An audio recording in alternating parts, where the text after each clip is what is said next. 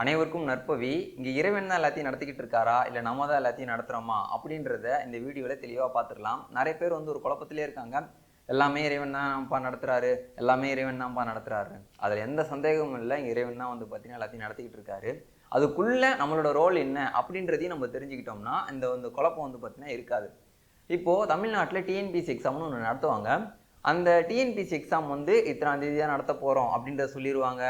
அதாவது சிலபஸையும் சொல்லிடுவாங்க. இப்படி தான் சிலபஸ் இருக்க போது, இத்தனை கேள்வி தான் கேட்க போகிறோம், இத்தனாம் தேதி இந்த இடத்துல நீங்கள் போய் எழுத போகிறீங்கன்ற அளவுக்கு எல்லாத்தையுமே ஃபிக்ஸ் பண்ணிவிட்டு உங்களை வர சொல்லிடுவாங்க. நீங்கள் வந்து ஒரு 3 மணி நேரம் உட்கார போகிறீங்க, எக்ஸாம் எழுத போகிறீங்க. அதுக்கப்புறம் ஒரு நாள் வந்து பார்த்தீங்கன்னா அதை ஒருத்தர் திருத்த போகிறாரு. ஒரு நாள் வந்து ரிசல்ட் டேட்டு அனௌன்ஸ் பண்ணிடுவாங்க. ரிசல்ட் டேட்டையும் அனௌன்ஸ் பண்ணிட்டதுக்கப்புறம் ஒரு நாள் ரிசல்ட் விடுவாங்க. நீங்கள் பாஸ் ஆகி வேலைக்கு போகிறீங்களா, இல்லை ஃபெயில் ஆகிட்டு அடுத்த அட்டெம்ப்ட் வந்து நீங்கள் போக போகிறீங்களா, இப்படி தான் வந்து பார்த்தீங்கன்னா போய்கிட்டே இருக்கும். இந்த இடத்துல இறைவன் தான் எல்லாத்தையும் நடத்துகிறாருன்னு பார்த்தீங்கன்னா கவர்மெண்ட் தான் எல்லாத்தையும் நடத்திக்கிட்டு இருக்கு. அதாவது இத்தனாம் தேதி எக்ஸாமா, கவர்மெண்ட் தான். கொஸ்டின் பேப்பர் இப்படி தான் இருக்கணுமா, கவர்மெண்ட் தான். இந்த பேட்டர்னில் தான் இருக்கணுமா, இத்தனை கேள்வி தான் கேட்கணுமா, இந்த இடத்துல தான் வைக்கணுமா, இது எல்லாத்தையும் நடத்துறது யாருன்னு வந்து பார்த்தீங்கன்னா கவர்மெண்ட் தான் வந்து பார்த்தீங்கன்னா நடத்திக்கிட்டு இருக்கு.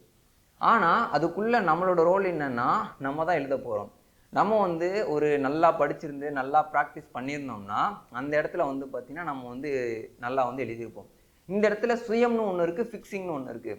அதாவது விதிப்படி தான் நடக்குதுன்னு சொல்லுவாங்க. அந்த விதின்றது வந்து இத்தனாம் தேதி எக்ஸாம்ன்றது விதியாக இருந்தாலும் அந்த இடத்துல சுயம்ன்றது அதை வந்து நம்ம எப்படி வந்து அழிச்சிட்டு மாற்றலாம். நல்லா படிச்சுட்டு போயிட்டு இருந்தோம்னா எல்லா கொஸ்டினுக்கும் வந்து பார்த்தீங்கன்னா கரெக்டாக ஆன்சர் பண்ணலாம்.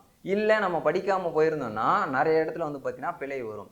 அதுக்கப்புறம் ஒருத்தர் வந்து நம்ம எழுதின எக்ஸாம் பேப்பரை வந்து ஒருத்தர் திருத்துவார். அந்த இடம் தான் வந்து பார்த்தீங்கன்னா நவக்கோள்கள். இப்போ ஒரு குழந்தை வந்து பிறந்து வருதுன்னா அதுக்கு வந்து இந்த டைமில் பிறந்துச்சுன்னா இப்படி தான் ஜாதகம் இருக்கும். இந்த நவக்கோள்கள் தான் வந்து பார்த்தீங்கன்னா ஆட்சி பண்ணும். இந்த நட்சத்திரத்தில் இந்த தேதியில் இந்த ராசியில் ஒரு குழந்தை பிறந்ததுன்னா இந்த திசையில் ஓடும் பொழுது சில விஷயங்கள்லாம் உச்சத்தில் இருக்கும், சில விஷயங்கள்லாம் வந்து பார்த்தீங்கன்னா நீச்சத்தில் இருக்கும். அப்படின்ற மாதிரி ஃபிக்ஸ் பண்ணுறது வந்து பார்த்தீங்கன்னா நம்ம எழுதின அந்த கொஸ்டின் பேப்பர் ஒருத்தர் திருத்த போகிறாருன்றது மாதிரி தான் நம்மளோட முன்னம் வினைப்பயன் தான் வந்து பார்த்தீங்கன்னா அந்த நம்ம கோள்கள் வந்து ஆட்சி பண்ணிக்கிட்டு இருப்பாங்க. இப்போது சனீஸ்வரருக்கும் எனக்கும் எந்த ஒரு பிரச்சனையும் இல்லை, சண்டையும் இல்லை. ஒரு தனிப்பட்ட விதமான பஞ்சாயத்தே கிடையாது எனக்கும் சனீஸ்வரர் பகவானுக்கும். 7.5 சனி ஓடும்போது என்ன சொல்லுவாங்கன்னா எல்லா பழியும் தூக்கி சனீஸ்வரர் மேலே போட்டுருவாங்க. இவர் தான்ப்பா இப்படி பண்ணுறாரு அப்படி பண்ணுறாரு. ஆனால் அது அப்படி கிடையாது. நம்மளோட வினைப்பயனை நிர்வகிக்கிற ஒரு அதிபதிகளாக வந்து பார்த்தீங்கன்னா அந்த ஒரு நவக்கோள்கள் இருக்காங்க. அதுக்கப்புறம் அந்த ரிசல்ட் டேட் அப்படின்றது தான் ரொம்பவே முக்கியம். அதுதான் வந்து பார்த்தீங்கன்னா நம்ம அனுபவிக்கிற ஒரு பலனாக வந்து பார்த்தீங்கன்னா இந்த இடத்துல இருந்துகிட்டு இருக்கு. இப்போது இந்த இடத்துல வந்து எல்லாமே வந்து பார்த்தீங்கன்னா இறைவன் தான் நடத்துகிறாரு, எல்லாமே விதி தான், நம்மளோட வினைப்பதிவுகள் படி தான் பார்த்தீங்கன்னா நடந்துகிட்டு இருக்கு. ஆனால் இந்த இடத்துல சுயம்னு ஒன்று இருக்குது. நம்ம வந்து இந்த விதியை வந்து மதியால் வெல்லலாம் அப்படின்னு சொல்லுவாங்க. அதே மாதிரி நம்ம வந்து ஒரு அறிவு விளிர்ந்து ஒரு தெளிவாக இருந்தோம்னா அந்த இடத்துல எல்லாம் எப்படிலாம் கேள்வி கேட்பாங்க, அந்த கேள்விக்கு நம்ம எப்படிலாம் பதில் எழுதலான்னு நம்ம முன்னவே ப்ராக்டிஸ் பண்ணியிருந்தோம்னா நம்ம நல்லா ஸ்கோர் பண்ணிடலாம். இப்போ இறைவன் தான் நடத்துகிறாருன்னா இந்த இடத்துல உங்களுக்கு இறைவன் வந்து எப்படி உதவி செய்வார்னா, நீங்கள் எக்ஸாமுக்கு போகிறீங்கன்னு தெரிஞ்சிருச்சுன்னா உங்களை வந்து எப்படி ஒரு நல்ல இன்ஸ்டியூட்டில் போய் சேர்க்கலான்றது மாதிரி தான் அந்த ஒரு இறைவனோட பலன் வந்து உங்களுக்கு கிடைக்கும். இப்போ ஒரு இடத்துல உங்களுக்கு ஃப்ரீயாக கோச்சிங் கொடுத்து உங்களை வந்து தயார் பண்ணுறதுக்கு ஒரு குருநாதர் இருந்தார்னா அவர் வந்து உங்களை நல்லா வந்து தயார் பண்ணிடுவார். தயார் பண்ணிவிட்டு உங்களை எக்ஸாமுக்கு போகிறீங்க. அந்த இடத்துல வந்து பார்த்தீங்கன்னா ஈஸியாக எல்லாத்தையும் நீங்கள் டிக் அடிச்சுட்டு வந்து பார்த்தீங்கன்னா ரிசல்ட் வரும், பாஸ்னு வரும், நீங்கள் போயிடுவீங்க. இந்த இடத்துல இறைவனை நம்பணும்னா ஒரு நல்ல ஒரு விஷயம், அதாவது இந்த இடத்துல முயற்சின்றது 100% நம்மள் தான். இந்த நன்முயற்சியில் நம்ம இருந்துக்கிட்டே இருக்கணும். நன்முயற்சி மட்டும்தான் வந்து பார்த்தீங்கன்னா நம்மளை காப்பாற்றும். இறைவனையே கும்பிட்டு இறைவனே கதியாக இருந்தாலும் இறைவன் வந்து இன்னொரு வாய்ப்பு தான் கொடுப்பாரு. அப்படியே வந்து பார்த்தீங்கன்னா தூக்கிட்டு எங்கேயெல்லாம் போயிட்டு நமக்கு எதுவும் தரமாட்டாங்க.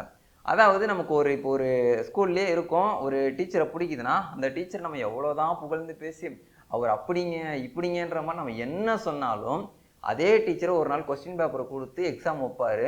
அதில் நம்ம வந்து போராக பெர்ஃபார்ம் பண்ணோம்னா நிச்சயம் செருப்படி கன்ஃபார்ம் தான். அந்த மாதிரி நம்ம இறைவனே கதியாக இருந்தாலும் நன்முயற்சி, இயமம்னா என்ன, நியமம்னா என்ன, எதை நம்ம சரியாக பண்ணணும், எதை நம்ம பண்ணக்கூடாதுன்றதை நம்ம தெளிவாக இருந்தால் மட்டும்தான் இந்த ஒரு வாழ்க்கையை வந்து நம்ம கரெக்டாக வந்து பார்த்தீங்கன்னா ஒரு பேலன்ஸ் பண்ண முடியும். அப்படி எதுவுமே இல்லாமல் இறைவன் தான் பண்ணுறாருன்னு நம்ம அறியாமையில் வந்து பார்த்தீங்கன்னா சிக்கிக்கக்கூடாது. இந்த வீடியோ போடுறதுக்கான முக்கிய பதிவு என்னன்னா, நிறைய பேர் வந்து இறைவனே பண்ணிடுவார், இறைவனே எல்லாத்தையும் நடத்திடுவார்.